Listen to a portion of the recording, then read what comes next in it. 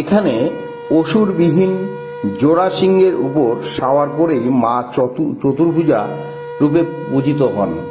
গ্রামের প্রাকৃতিক পরিবেশের মাঝে পুকুর পাড়ে ইটের গাঁথুনি ও টিনের ছাউনিতেই পূজিত হন দেবী।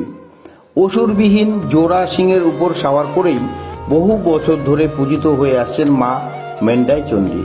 উত্তর দিনাজপুর জেলার কালিয়াগঞ্জের তিলগাঁও গ্রাম।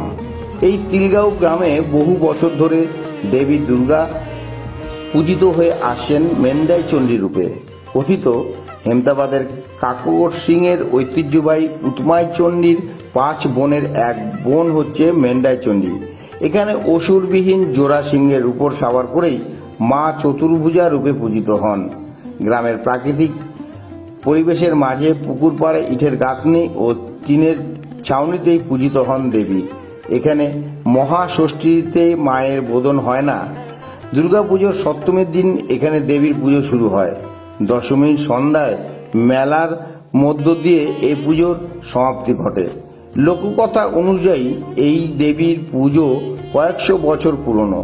এই পুজোর সঙ্গে নাম জড়িয়ে রয়েছে বাহিন জমিদার বাড়ির। জানা যায় জমিদার এই পুজোর জন্য বেশ কিছু জমিও দান করেছিলেন। সেই জমিতে ফসল চাষ করে যে অর্থ আসে সে দিয়েই পূজিত হন দেবী। বহু দূর দূরান্ত থেকে মানুষ এই পুজোতে সামিল হয়ে থাকেন। এই পুজোতে মাকে বিভিন্ন ধরনের ফল, নাড়ু, মুড়ি ও পায়েস, মিষ্টি ভোগ হিসাবে দেওয়া হয়। মহালয়া থেকে গ্রামের মানুষ পুজো উপলক্ষে নিরামিষ ভোজন করে থাকেন। প্রাচীন এই পুজোকে ঘিরে ইতিমধ্যে জোর কদমে শুরু হয়ে গিয়েছে তিলগাঁও গ্রামের প্রস্তুতি। উত্তর দিনাজপুর থেকে তন্ময় চক্রবর্তী, আকাশবাণী সংবাদ। বলছি দাদা, আপনার নাম কি? আমার নাম গোসাই। গোসাই কি? রাজবংশী। আচ্ছা, বলছি এই জায়গাটার নাম কি? তিলগাঁও। দেখছি এখানে একটা মন্দির রয়েছে। এই মন্দিরের যে দুর্গাপূজা হয় এই সম্বন্ধে কি জানেন? এই সম্বন্ধে আমরা পূজা করি চণ্ডী পূজা। আচ্ছা, এই পূজাটা কতদিন ধরে হয়ে আসছে এখানে? অনেক পুরানো। কি কি হয় পূজার দিন এখানে? চণ্ডী পূজা হয়, তারপরে গান হয়। পঞ্জিকাতে আছে অনেক দিনকার। হ্যাঁ, এটা পুরীর পর পুরী চলে যাচ্ছে আর কি।